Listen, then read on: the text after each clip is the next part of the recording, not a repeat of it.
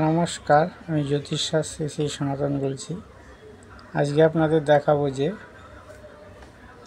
দেখাবো যে সংসার জীবন কেরম হবে।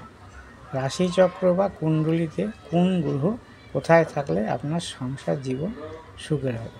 আসুন জেনে নেওয়া যাক। এটা মেষ ধরুন আপনার হলো মেষ লগ্ন। যদি মেষ লগ্ন হয় আমরা সংসার জীবন দেখি কোথা থেকে না, চতুর্থ স্থান থেকে।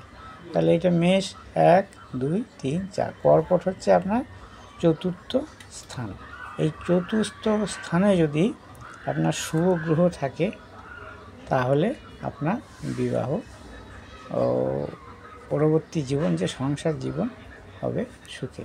ধরুন এখানে রইল বৃহস্পতি হচ্ছে শুভ গ্রহ। এই শুভ গ্রহ যদি এই চতুর্থ স্থানে থাকে তাহলে আপনার সংসার জীবন সুখের হবে।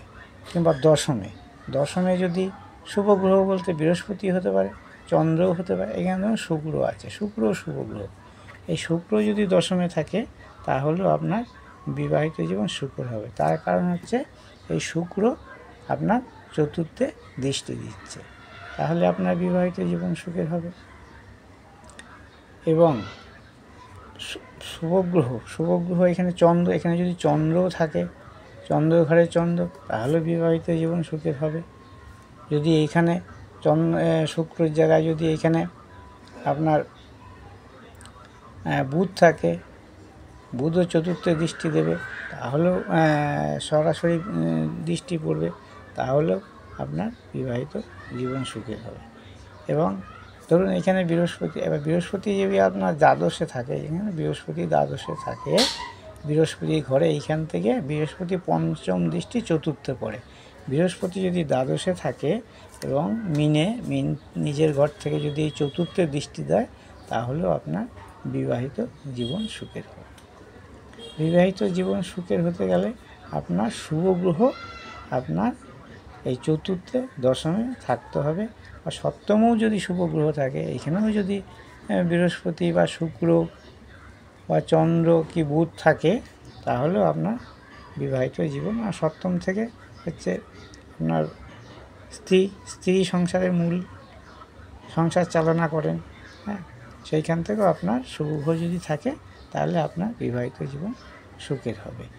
এবার বৃহস্পতি যদি এইখানে থাকে আপনার চতুর্থ এইখানে রইল, বৃহস্পতি নবমে থাকে, সেটাও শেষে নবম থেকে দশমে থাকে, তাহলে বৃহস্পতি সরাসরি এই দৃষ্টি দিচ্ছে। বৃহস্পতি যদি এই আপনার সপ্তমে থাকে তাহলেও আপনার গৃহ সংসার সুখের হবে।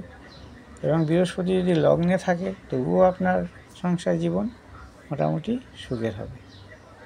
তাহলে কোন গ্রহ কোথায় থাকলে সংসার জীবন সুখের হয় এখানে দেখানো হলো। এবং আপনাদের রাশিচক্রে আপনারা দেখে নিন যে আপনার রাশিচক্রে চতুর্থ, দশম, সপ্তম এর লগ্নেও যদি থাকে শুভগ্রহ তাহলেও সংসার জীবন সুখী হবে। সেই শুভগ্রহ আছে কি না, যদি থাকে তাহলে আপনার সংসার জীবন কেরম সেটা আপনি নিজেই বুঝতে পারবেন। নমস্কার। আমার এই ভিডিওটা যদি ভালো লাগে অবশ্যই লাইক করবেন, শেয়ার করবেন, কমেন্ট করবেন, সাবস্ক্রাইব করবেন এবং আমাকে ফলো করবেন।